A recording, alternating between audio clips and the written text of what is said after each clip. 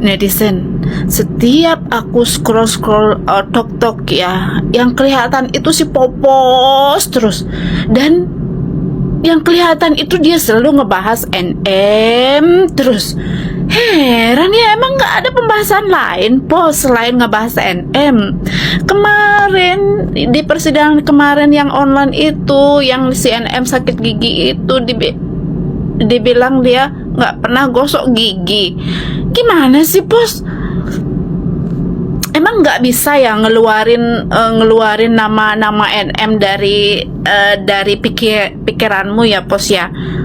Susah banget ya, sudah cinta mati banget ya sama si NM ya, sampai nggak bisa move on sampai sekarang, masih tersimpan nama NM di hatimu ya Pos ya, Pos ya. Makanya setiap kamu bikin VT selalu bahas NM.